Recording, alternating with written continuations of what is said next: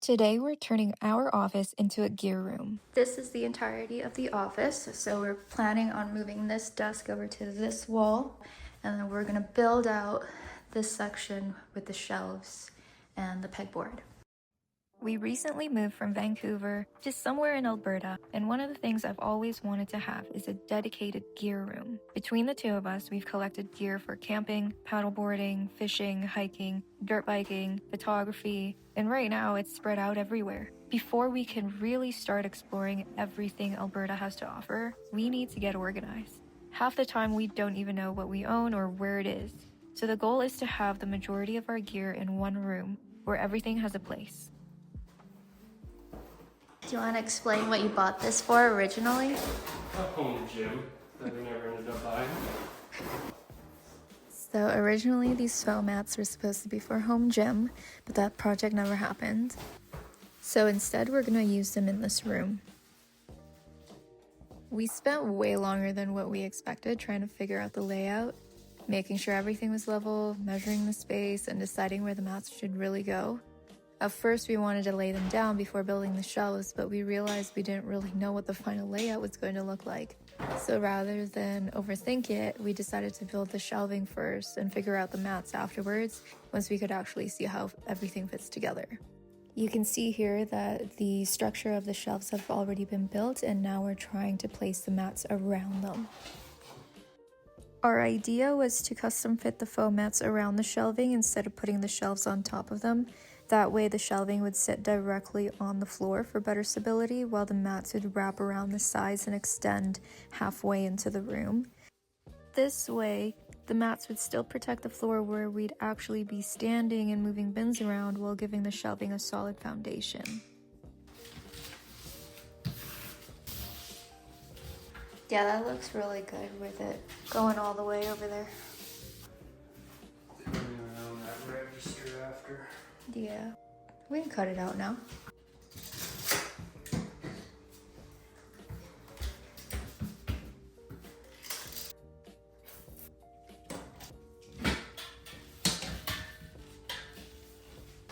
This should just be your channel because you're doing everything. And you want to do it? I would fuck it up because I don't know how to do that. Well, I could probably figure it out, but it would take me 4 times as long as you. I'm used to it.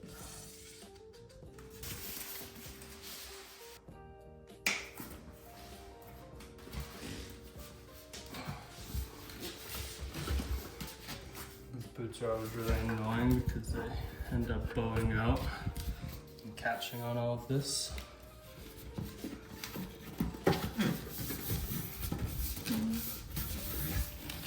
Perfect. Yeah, so we gotta figure out some strapping that in hindsight I think will still work because our board's gonna want to go behind the shelf. So we might just end up pushing the top out of a hair. And we'll cut some wood to span from here to here that we can screw through the back. Yeah. Do a few braces so that we can then screw the pegboard onto our wood that tie everything together. So these will end up pulling together slightly. We're gonna base it off the bottom, make sure it's all tight to the wall. We got 46 1/4, 48 3/4. Time to move your car out of the garage. He knows that that wasn't the right tool. It's just this is. It's not the wrong tool. It's just a better tool, which is buried. Yeah, like this is the state of our garage right now. We just moved in and we still have to organize everything. It's just a pain to get the right tool out of. Is it in the pack out? It's in the very bottom now. Yeah. Okay, you wanna hold this?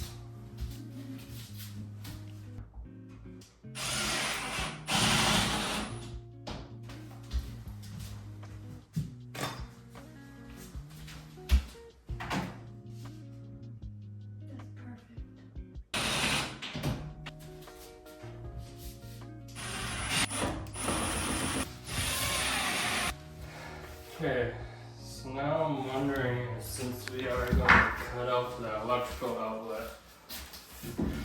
if it's going to be beneficial for us to strap both sides so we don't end up with a flexy spot on the pegboard. Yeah, we might be able to kind of go something like...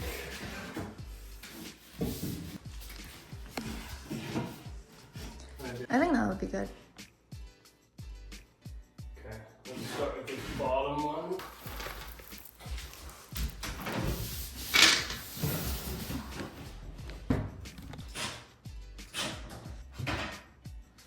Okay, so now let's just go a little bit off the bottom just because we don't have a lot of board left underneath.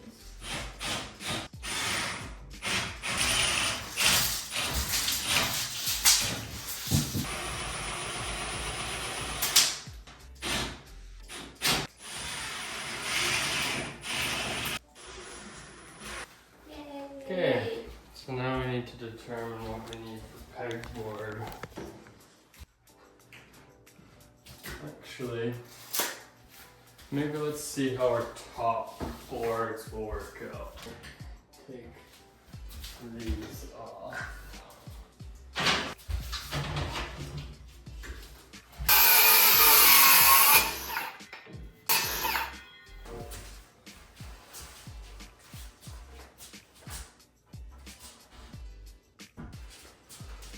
Not true dimensional lumber, we will end up with a gap screwed onto the back of this. Okay, he's gonna go cut the pegboard.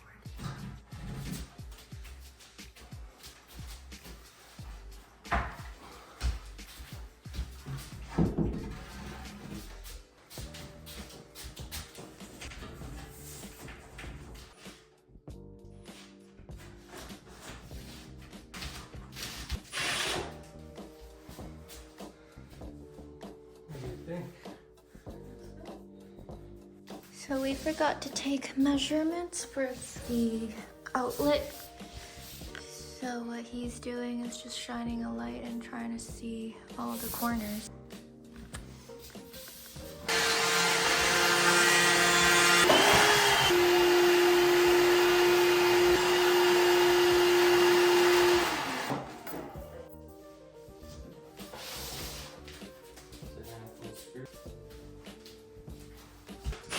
Rows all the way down.